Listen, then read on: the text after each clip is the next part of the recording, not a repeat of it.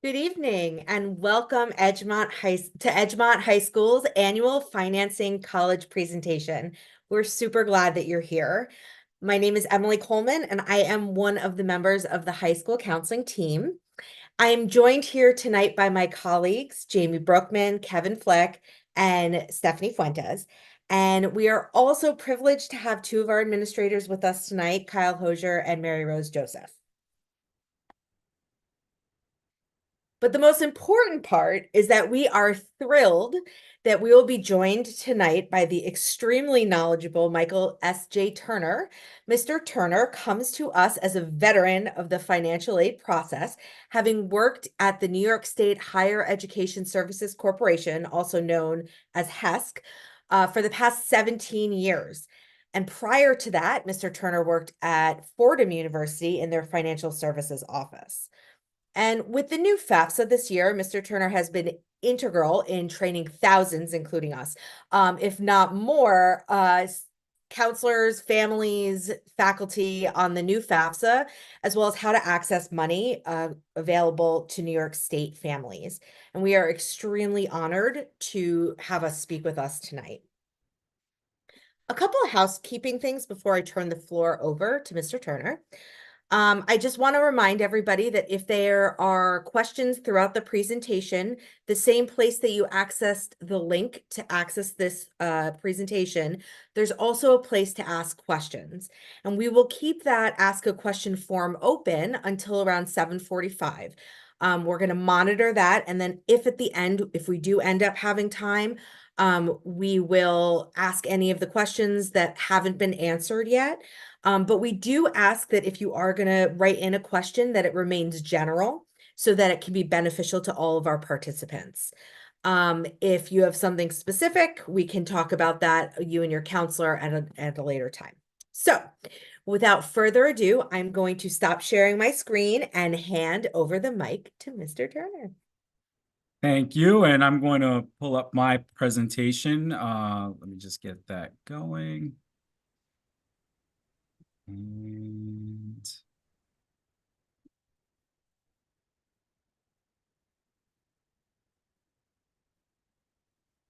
that look good to everybody on your end? Thumbs up? Yep. All right. I see the thumbs up. So hello, everybody. Edgemont parents, students, folks who are able to join us tonight. It's my pleasure being here. Thank you to Emily and Stephanie for inviting me to share my knowledge regarding the financial aid process and paying for college, which is a very important topic. I'm assuming that a lot of the folks who are listening this evening are parents of juniors and other underclassmen who are getting to that point where senior year is coming, you're getting ready to apply for colleges, and you're wondering how the heck are we going to pay for it. So I work for the New York State Higher Education Services Corporation, which is the state higher ed agency in charge of administering all of our student financial aid programs. So we're known for the tuition assistance program, TAP, more recently the Excelsior Scholarship. So I'll talk about some of our programs, but I really wanted to provide a high-level overview of this process. So we're going to be covering everything from some stuff you need to know generally about college affordability, all the way down through how to navigate the application process and what your next steps are. So are some of you on this Zoom meet first-time college parents? I'm going to be one of those people one day. I have young children. My kids are 12 and 9. So one day I'll be in the same boat that many of you are in right now, and thinking about a lot of these important questions, right? Can I afford a higher education for my children? Will there be financial aid options available to our family to help us make it more affordable? When and how do I apply for financial aid? And if I need assistance, how do I get help? Like, who's able to help me navigate this process? Especially if you're a first-time college parent, it's very daunting having to do these applications and navigating the financial aid landscape for the first time. So there is a lot of resources available, starting with sessions like this, where experts like myself are willing to share time with families. A little bit later, I'll share our website. We do all sorts of programs. Actually, just before this, we were hosting a virtual FAFSA assistance clinic where folks were able to join us on Zoom, and we provide one-to-one assistance to families with this process. So yes, there's help available, but let's learn a little bit more about this process.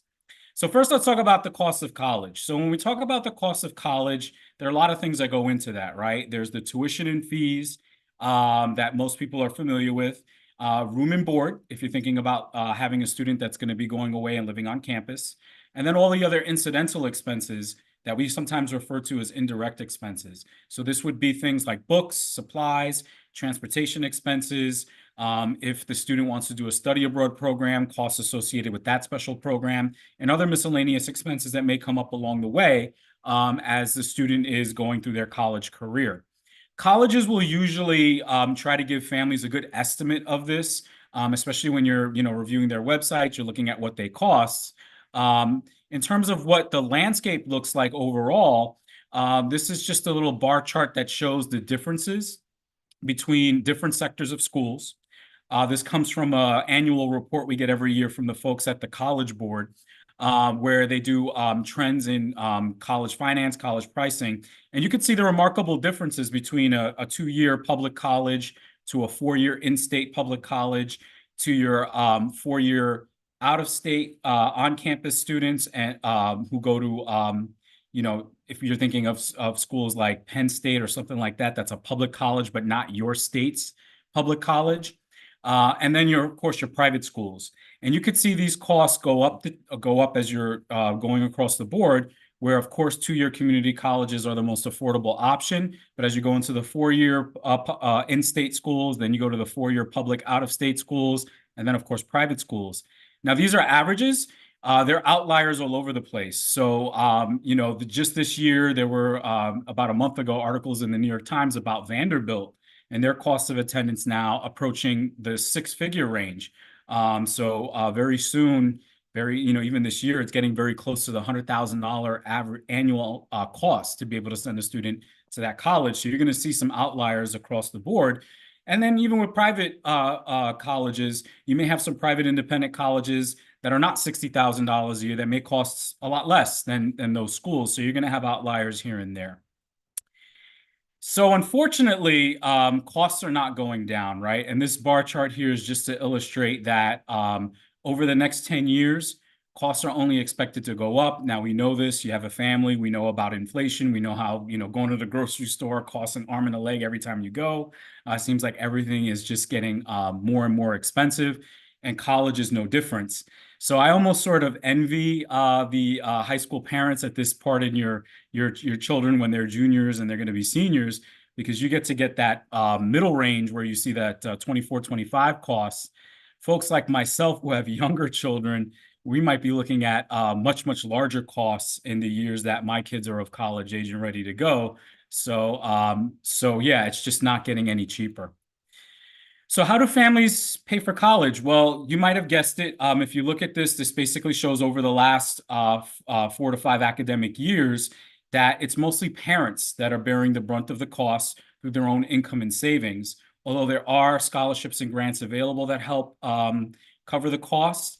So you can see the 2 biggest kind of contributors to how families pay for college are parents' own income. And then second to that would be the financial aid programs, grants, and scholarships that are available to them.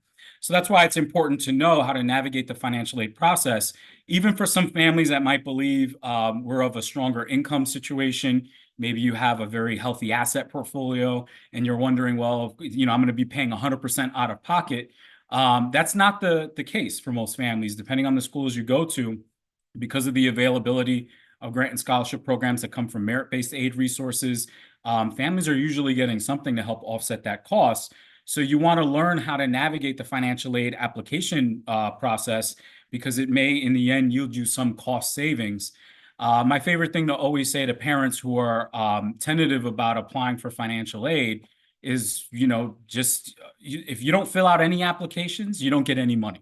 So it's sort of a self-fulfilling prophecy when families say, oh, we're not going to qualify for any aid, we're not going to bother to fill out any forms. Well, of course, 0 forms equals 0 aid, so it's a self-fulfilling prophecy. So definitely it might be worth your time just to see what options are available for the colleges that you're looking at, and pursue the financial aid application process just to see what kind of grant and scholarship aid you can get back. And any little bit of money that you may qualify for, ends up being savings over the years. So what's one way of finding out what the costs are for your particular situation, for your particular family, and what kind of aid options may be available at the colleges that you're considering? Net price calculators are the best way to go. These are tools that are available on each college's financial aid page, or usually somewhere on their admissions page of their website, where you can go in and you can answer some questions, and the colleges will usually try to give you a personalized estimate of what they believe the cost would be to attend their college or university based on the way you answer those questions, your family's situation.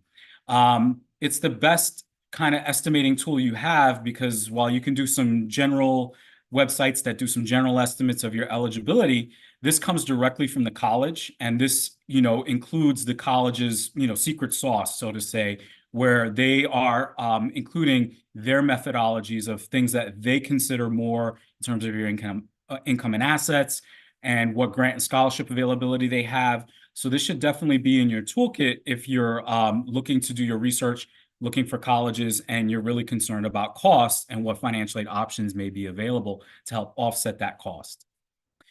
So let's shift gears from talking about how expensive college is to talking about how do we find money to help pay for it.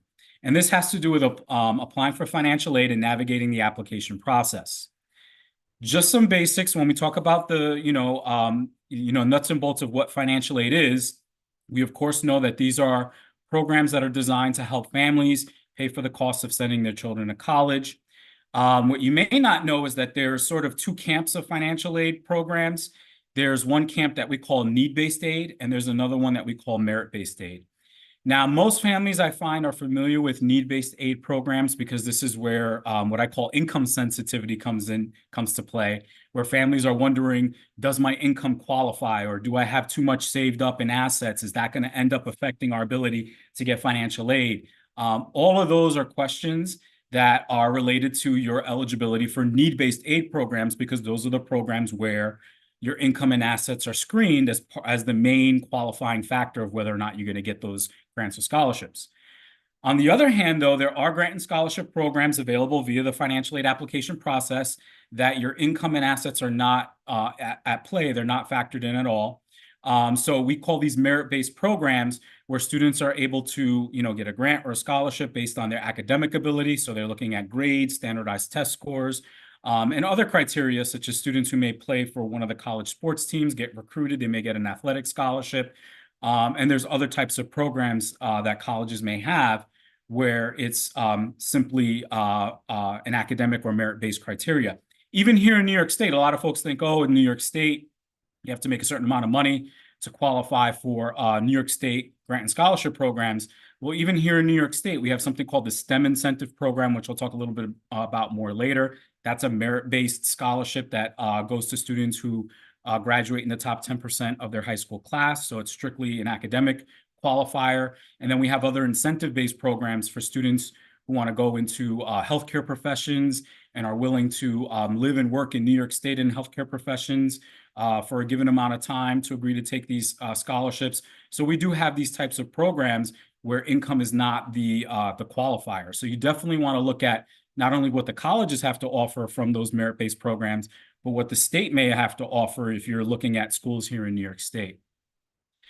Now, when you receive a financial aid offer, it's going to be important to parse out the money that's truly free, money that doesn't need to be paid back, what we call gift aid, from what we call self-help aid programs that are programs like loans that may need to be paid back, or work study programs where the student is basically employed by their college and they work and earn money that can be then used to help pay their higher education expenses.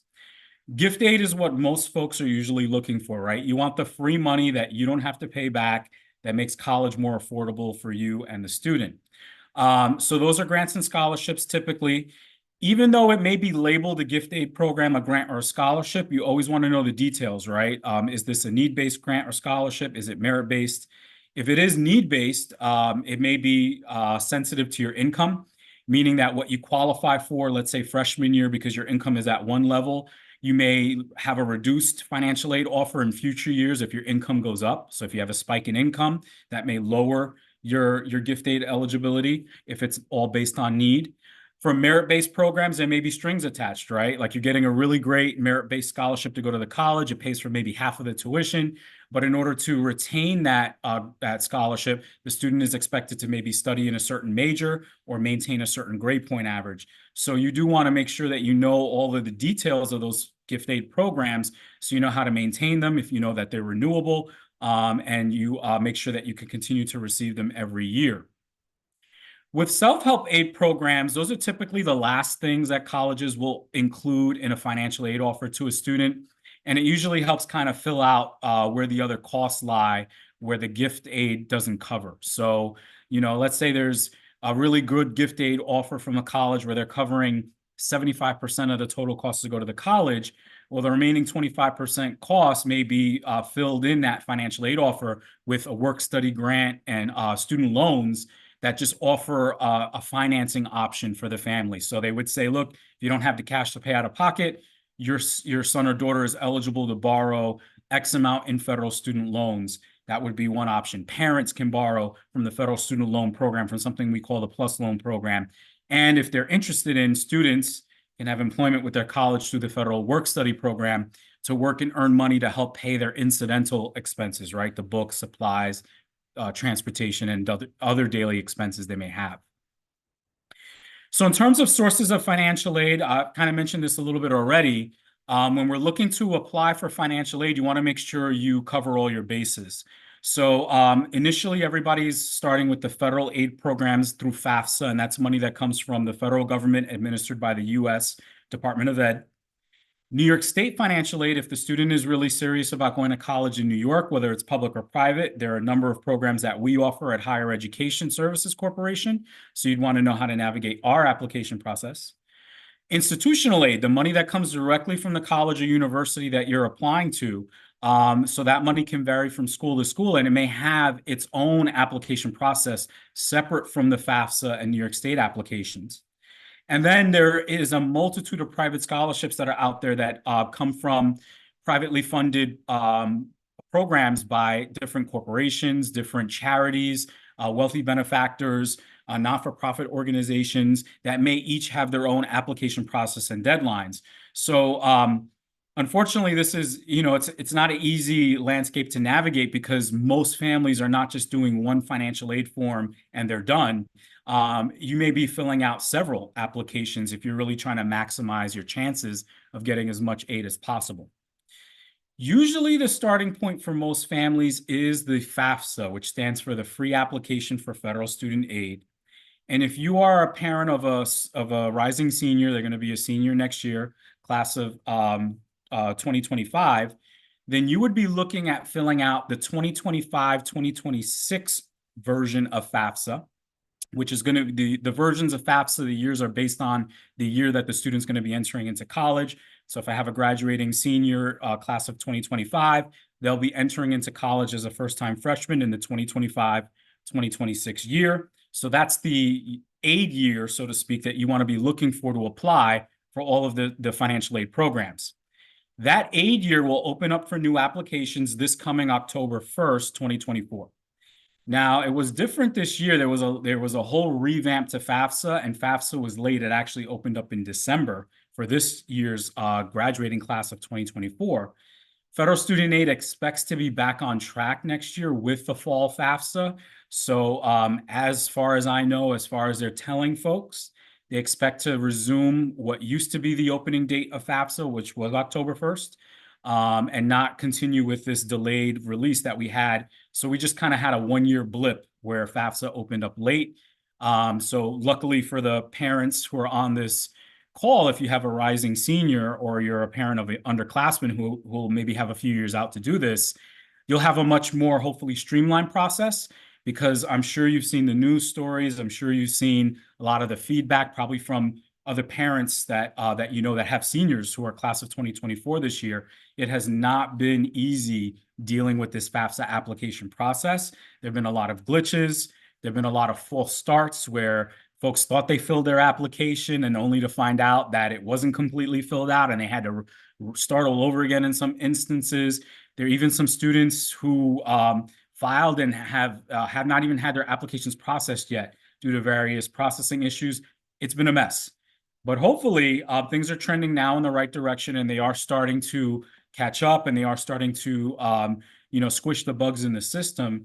So my expectation, and a lot of folks in the industry, our expectation is that FAFSA should be at least 90% functional, if not better, for the juniors when they're ready to start filing this coming fall in their senior year.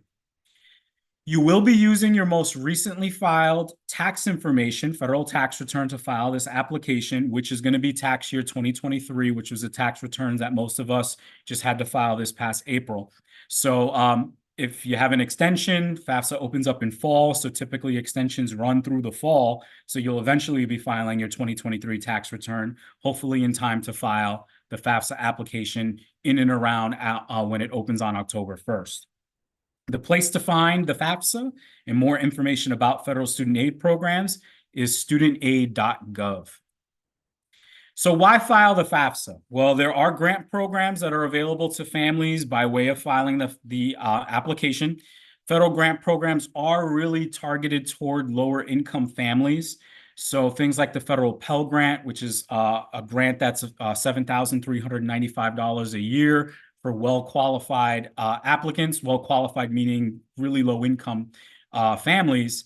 That would be something that you would have available to you by way of submitting the FAFSA.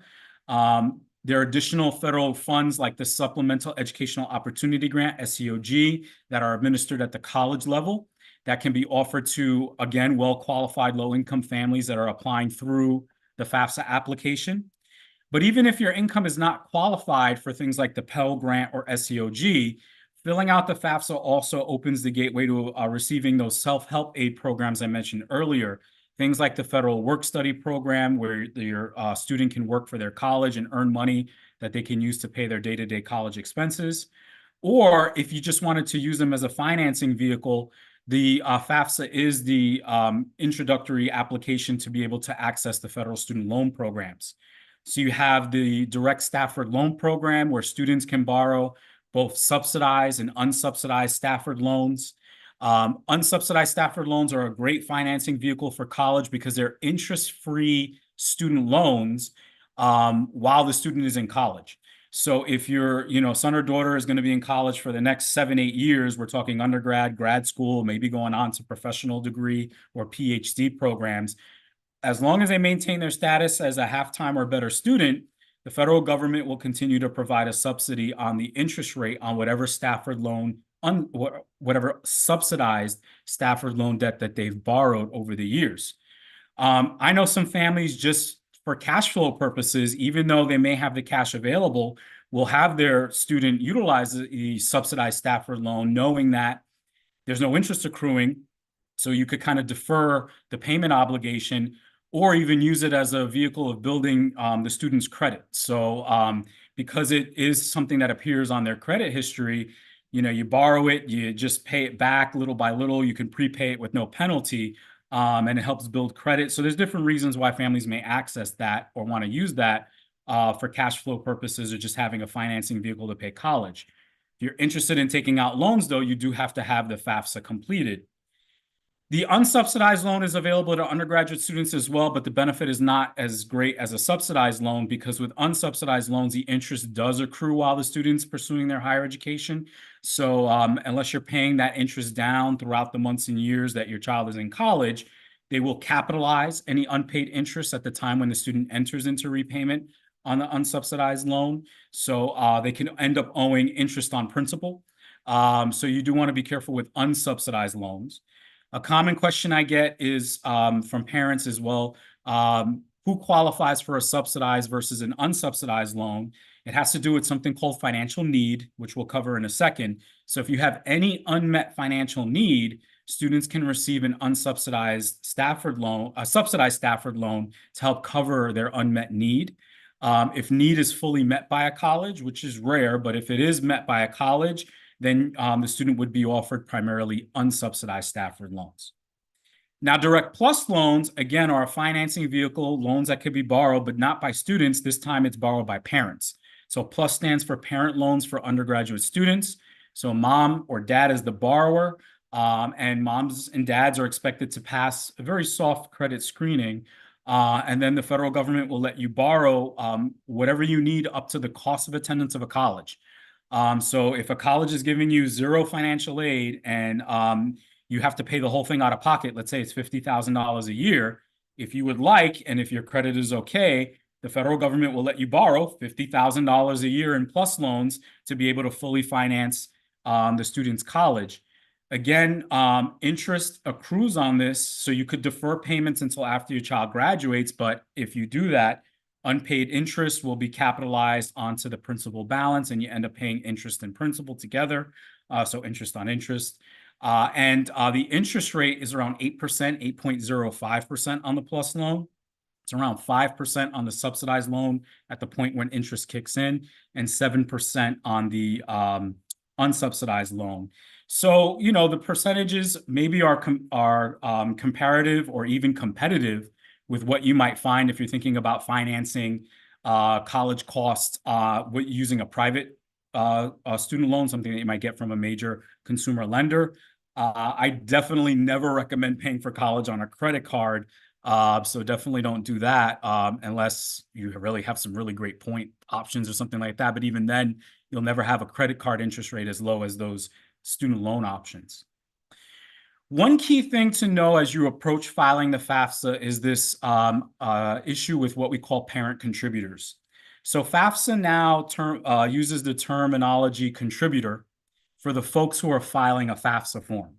So every FAFSA will at least have two contributors: the student, who's contributing their information because they're the ones going to college, and at least a parent who's contributing their information, their income, as the basis of qualifying the student for financial aid. If we have situations where parents are married, then we would have three contributors to the form, right? Student and two parents. If parents are divorced or separated, which is a common question we get, well, then there's an issue of, well, who's supposed to be contributing their information as the parent contributor on the student's FAFSA? The rule for this, which has changed with this new FAFSA, is that now it's the parent who provides the greatest financial support to the student based on what they've contributed to the student over the past 12 months prior to when you're filing the FAFSA. So let's say you have a divorced or separated family, student lives with their mother, and the father is the non-custodial parent. Under the old rules, it used to be use the information for the parent that the student lives with. So the old rules would be mom. The new rules now are, well, who makes more money? Who provides more support to the student, mom or dad? So let's say mom is not working. She receives maybe alimony and child support payments from the father, and the father has a substantial income. Even though the father is the non-custodial parent, the father would be, under this definition, the primary contributor as the parent on the FAFSA. So the student would need their non-custodial parent's information as the main parent filling out the form, and that's whose income and assets they're going to be using to determine the student's SAI, which we'll talk about in a minute, their need-based aid eligibility. If parents are remarried, then again, we go to this support test, right?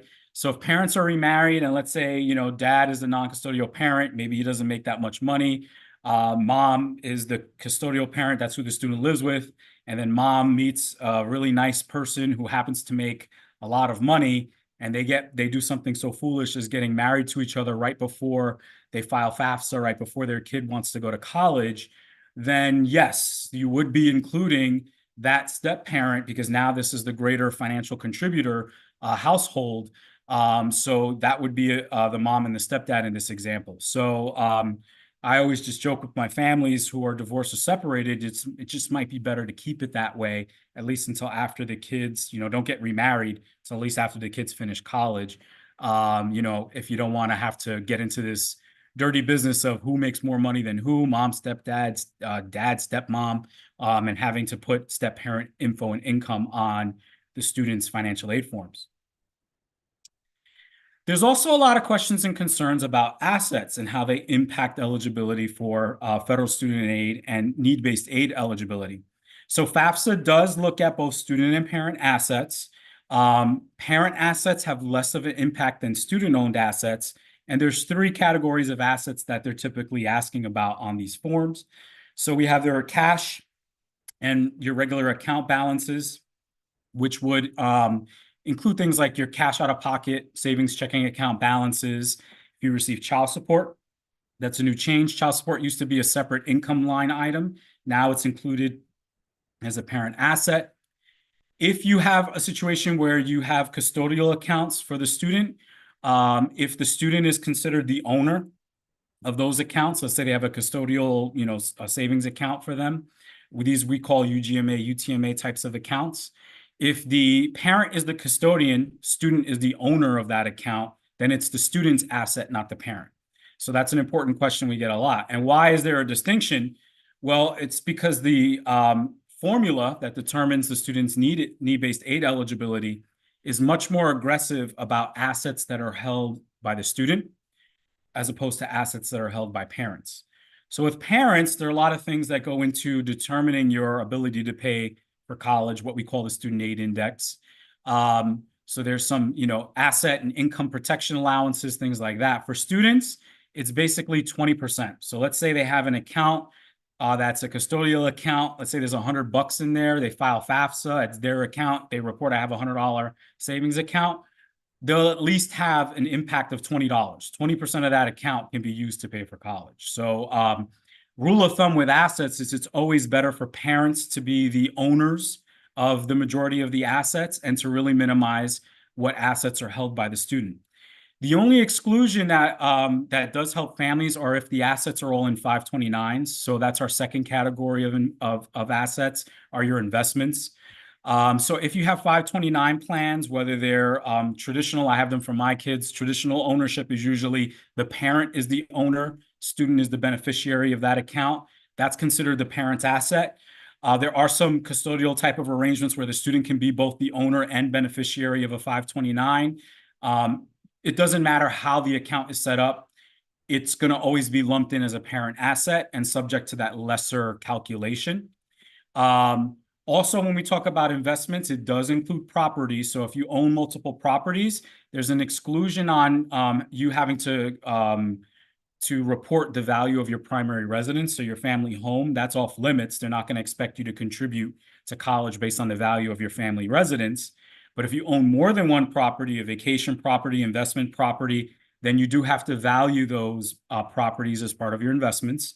And then investments would include any other types of ordinary investments you may own. So, money market accounts, stocks, bonds, CDs. It does exclude any specific accounts that are earmarked as retirement accounts. So as long as it's in a proper retirement investment account, right? So your IRAs, your 401ks, if you have 403b plans, annuities, certain life insurance products you may subscribe to, those retirement assets are not to be included when you're valuing your investments as an asset on the FAFSA. So those are protected. But you can't say, oh, we have $500,000 in savings and we plan on using that for retirement, so we shouldn't report it on FAFSA. You can't do that because it's not in the right account. Now, if it was all in an IRA, then yeah, it's off limits. You're not required to report that. But if it's in a regular garden variety savings account, then that is fair game to be valued on the FAFSA and is not protected as a retirement asset. So you do want to make sure that you have your money in the right place when you're figuring out how to value it and how to protect it from being calculated as usable for college. Businesses, if you're a business owner, it used to be that small business owners were exempt from valuing their businesses as assets on the FAFSA. That's no longer the case in this new FAFSA world. They don't care how big or small your business is, whether you own 10 car dealerships with hundreds of employees, or whether you are a self-employed Uber, Lyft driver, you have to come up with a business value. Now, if you're an Uber, Lyft driver, your business value is basically what? Your car, if you're not leasing it. But if you are a larger business owner and maybe you do have inventories and maybe you do own some assets that are associated with your business, you would have to come up with a value. If I were to liquidate this business, sell this business off, how much would that be worth? And that's going to be part of parent-owned assets. So assets can play a large role depending how substantial your assets are. Now, if all your money is tied up into your family home and into retirement savings accounts, then it's going to be minimal impact because you don't have to report those things. But if all of your money is tied up into stocks, bonds, mutual funds, you own 10 properties, all of those things, then yes, you might have a greater impact from your assets. So it all is going to boil down to this question. Is this worthwhile? Will we even qualify for need-based aid, right? What they're going to do is when you file the FAFSA at the very end is going to give you something called the Student Aid Index, or SAI. That number is basically a measurement of your family's, for lack of a better term, your financial strength to be able to pay for college. Now, the difference between the cost of that college that you're going to be sending your child to and how much your financial ability is to pay for it per FAFSA, the SAI, the remaining difference is how much need-based aid you can qualify for.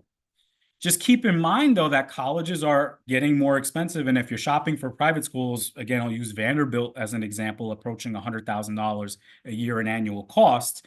Then even if you have a $70,000, $80,000 SAI, which might seem ridiculous to you when you see that number, depending on the colleges you're applying for, you may still have some need-based aid eligibility because of how this simple formula works.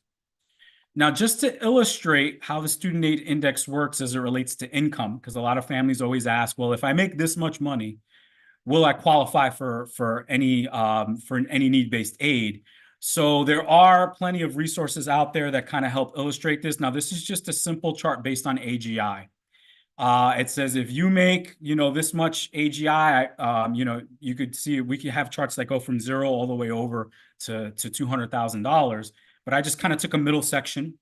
Most families say, oh, we're middle income. So I said, let me get the middle of this chart and show. So your AGI is on the left.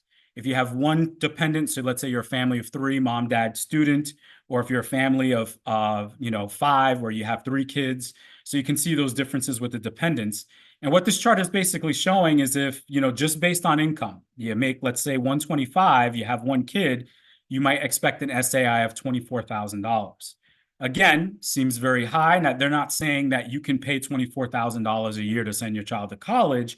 It's just a financial strength index, right? Where a school could then use that number to determine, well, how much help should we give this family?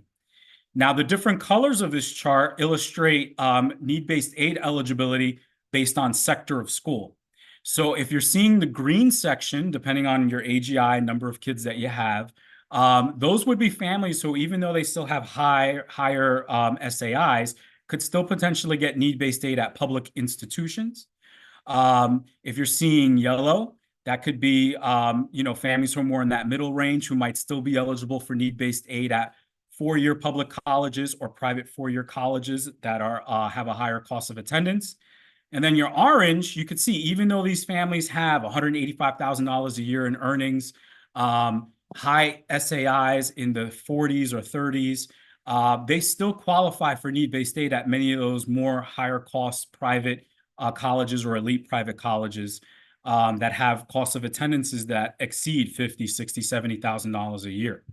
So this is why when we go back to that earlier bar graph that I showed about how families pay for college, and you saw that most of it, 40% is parents' own income, you still had that big 30%, 20 to 30% that was coming from grants and scholarships, because families who do pursue this process might yield some results where you might get some savings.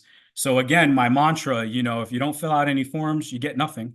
So is it worth the time? I always think it is. But if you are just 100%, thinking, shaking your head, this isn't going to happen, it's not worth our time, why even bother?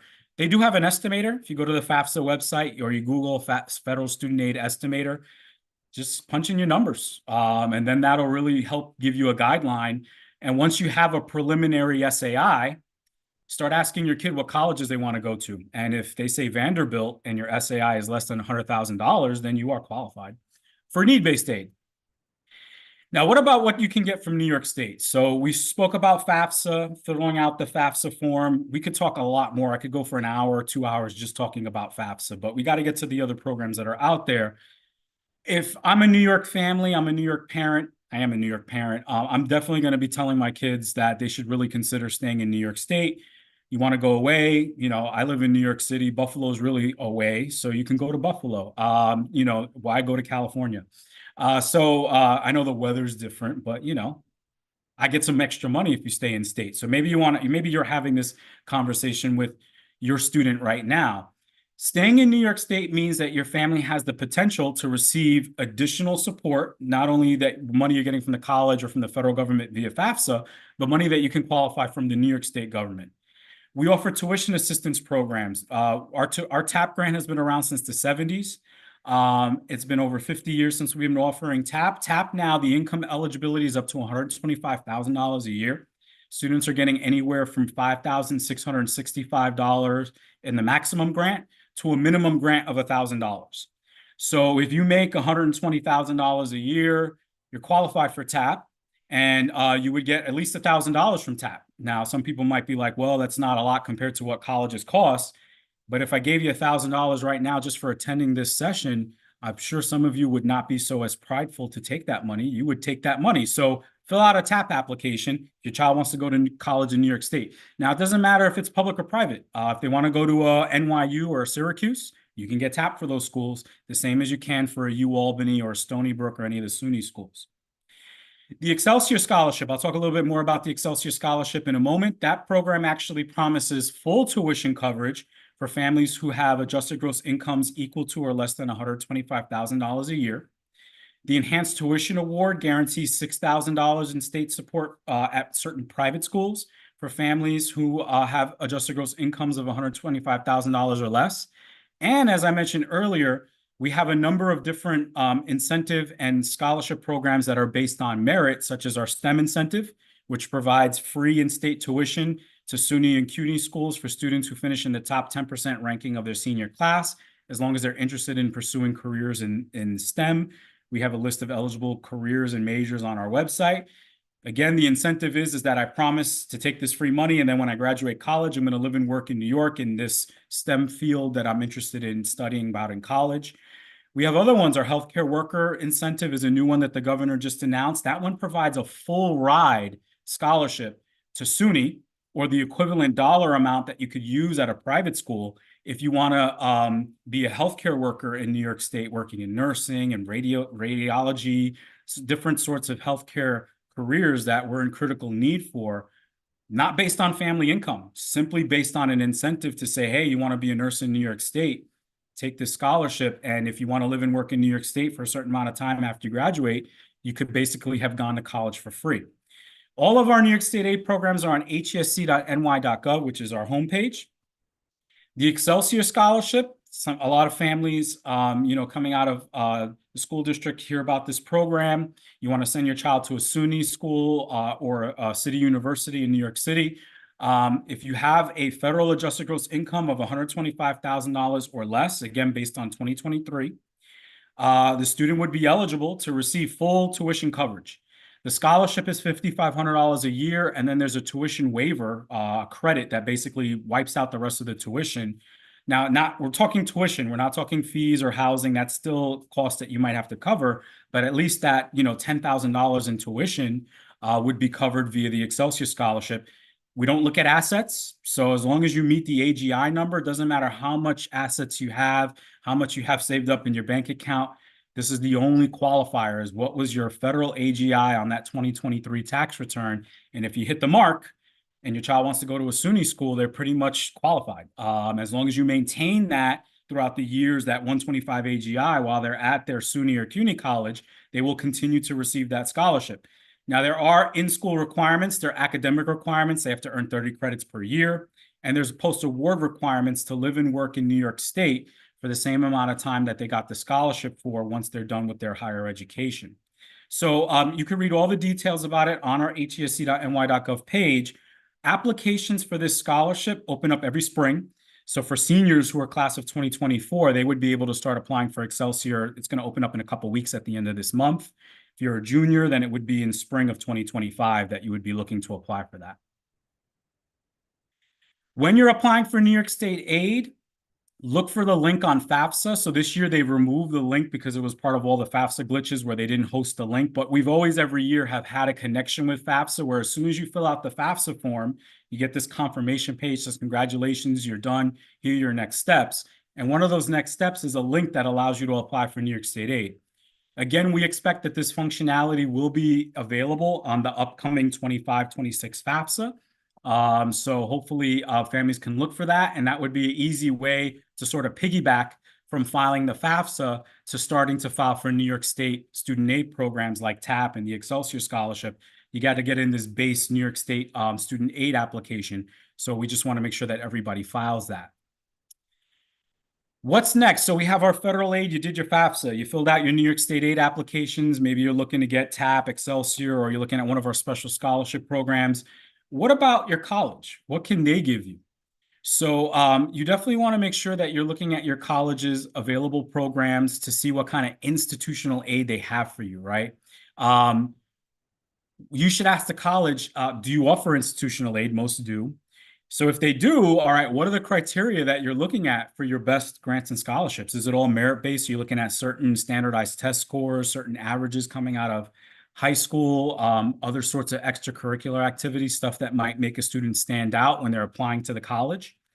For need-based aid, if they offer a lot of need-based grants and scholarships, does the college meet full need? So there are some colleges, especially the more exclusive private schools, that will run their formulas, make a determination of your family's ability to pay for college, your financial strength, and then offer you need-based aid that covers the remaining costs of their college. And that's what we call a need matching or a need meeting school. And you will just be expected to pay whatever's left over. If the college offers institutional aid, do they have exclusively need-based aid criteria? In which case you would want to then maybe exclude those colleges. If you're a higher income, higher asset family, then you may not want to focus on sending your child or having them apply to colleges where all of their programs are need-based. You would want to diversify your admissions applications to make sure that you're focusing in on schools where merit-based aid wins the day for the school. And this might mean focusing less on colleges that have more notable names. I have a lot of families who high income, high asset, they apply all for the same Ivy League colleges. And then when they get their financial aid offers, they get the same financial aid offer from all of those schools. Why? Because you apply for the same type of school that had the same type of, methodology in awarding financial aid. That's going to yield you the same financial aid result at every college.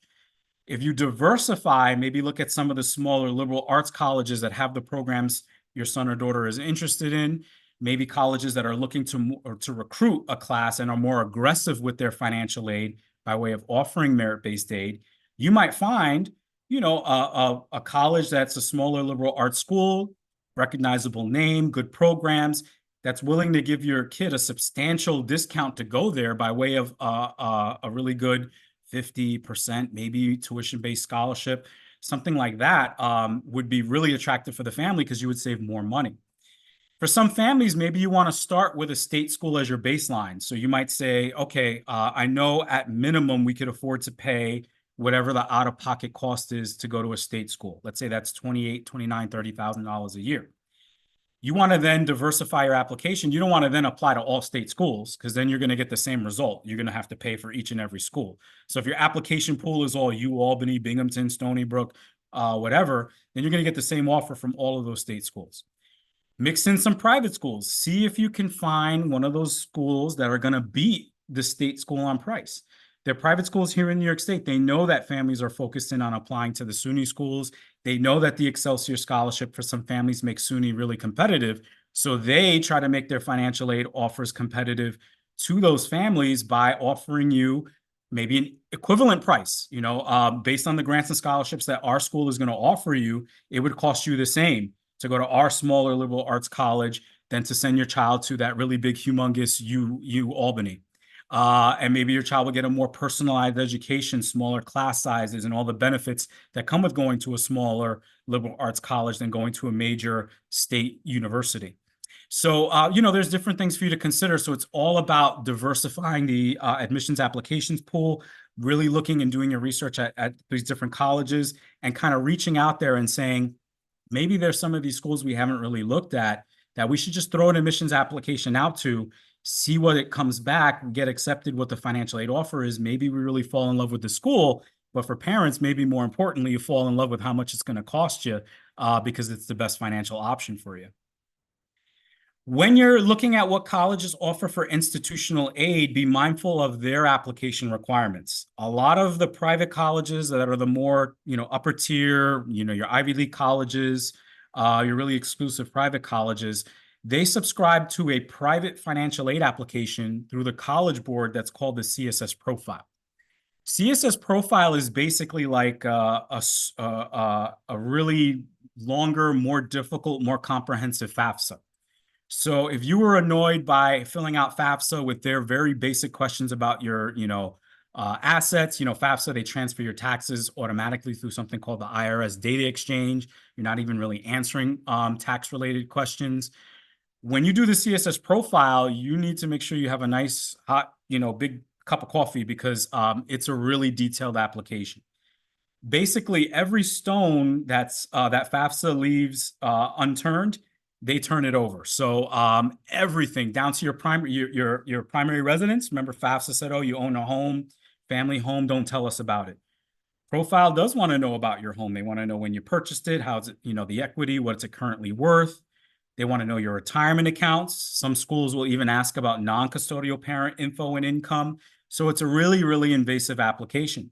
And this is a way that private schools feel like they can level the playing field and they can get more detailed information that's excluded, especially now in the day of FAFSA simplification, where the federal government's trying to make it easier for families to file for FAFSA. It winds up skipping a lot of questions. So with FAFSA now, we have something called the grandparent loophole, where, it used to be that grandparent-owned assets used to come back and hurt the student in future years on FAFSA. Because they've simplified FAFSA so much, now money that grandparents use to pay for their grandchildren's college is now invisible on FAFSA. It doesn't have any impact on FAFSA. But CSS Profile, they have questions for that. So it is sort of the great equalizer that these schools use to really make sure they do their due diligence before offering you their institutional dollars. But it's not all bad news. There are questions about expenses, so it does give you both sides of the coin. So if you feel like, yes, we make a good income, but, nothing on FAFSA reflects our expenses, our high cost of living, the fact we live in New York is expensive. Profile does factor in those things where the FAFSA does not. So maybe you get a fairer shake in the end of the day when you do a profile, as opposed to FAFSA just looking at those hard numbers, AGI, assets, and stuff like that. So just do your research. Check these colleges' financial aid web pages, really scour through their application requirements, their deadlines, what forms are required. Usually their mission statements, things that let you know, are they need-based or merit-based aid? Typically, when you visit colleges, you do their open houses.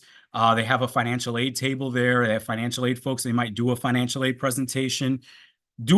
Attend all the financial aid presentations. You're at mine, you might think you're covered, but hear the ones from the colleges, because they'll talk about their process, their secret sauce, how they do things. So that's where you make sure that you know exactly what that college does and what their process is and what your chances are of getting aid at that specific school. The last area you really want to make sure, which could be a wild card, I call this the wild card, are the private scholarships. Now, why are they a wild card? Because these scholarships are everywhere, and these can be substantial. We're talking about companies, major corporations that offer, significant scholarship dollars to folks who just enter into scholarship competitions, maybe submitting an essay, maybe entering into some kind of contest, whether it's, Google has always done Doodle for Google, where kids submit drawings of the Google logo and maybe win a scholarship for themselves for college and money for their school. There are things like that students who really put themselves out there and are aggressive, it becomes a wild card because, hey, maybe your kid wins a $25,000 scholarship just by entering into one of these contests. Now, private scholarships can have an impact on what they're receiving from their college if you have your need already met. So what do I mean by that? Let's say you're already at a situation where your college has given you grants and scholarships up to your full need. So let's say your SAI was $20,000, the college costs $60,000, and they've given you $40,000 in grants and scholarships. If you win a $20,000 scholarship, the school may come back and say, well, your financial need was fully covered. This is another scholarship you're bringing to the table.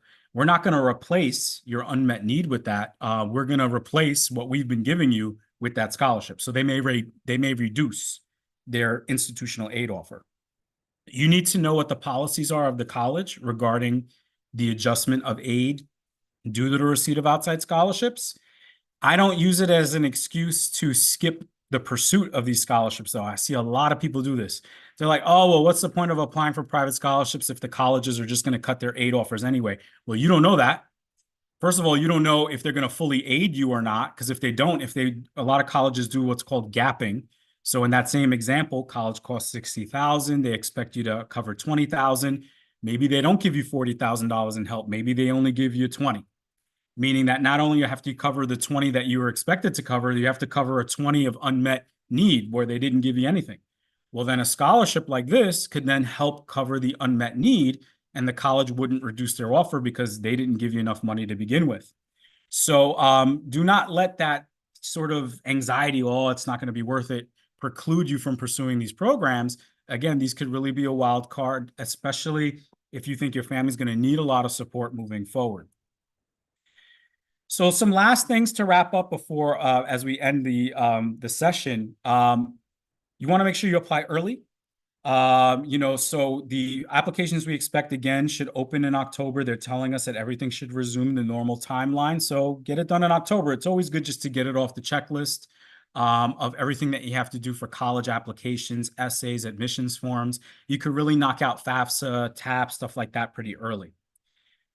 Make sure you keep your information confidential because you are going to be providing things like social security numbers, in some cases tax information and other personal documents. So you don't want to give your kid your tax pages, tell them put it in their backpack, and then they just leave their backpack, while they're doing soccer practice, and then someone steals their backpack with your socials and everything, all your forms. So make sure you do keep your stuff safe. Anything you put on these forms is subject to verification. So what do I mean by that? So a lot of folks will say, and I get this all the time as when I review forms for the state, we get a lot of people that say their income is zero. They're like, I made nothing in 2023. Everything is 0, 0, 0. We have automated processes, and now FAFSA has automated processes where it doesn't matter what you tell us. We're going to go directly to the IRS. With the FAFSA, they do something called the IRS Data Exchange.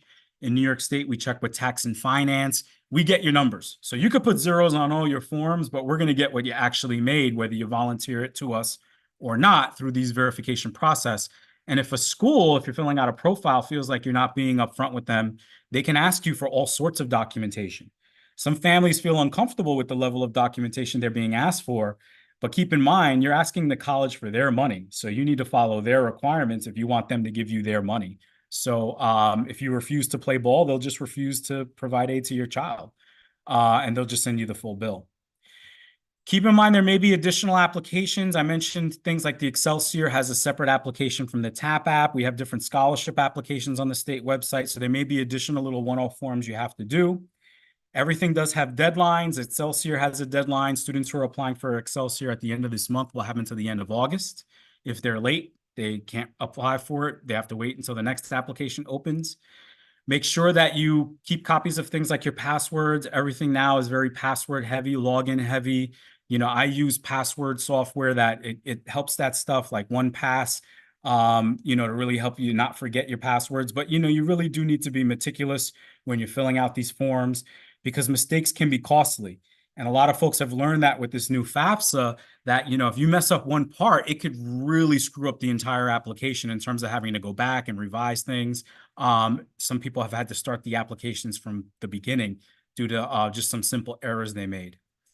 And also keep in mind that certain forms like FAFSA and New York State forms are annual reapplying because we need to see your income every year. So Excelsior, we need to know what your income is every year to see if you're still within that 125 AGI.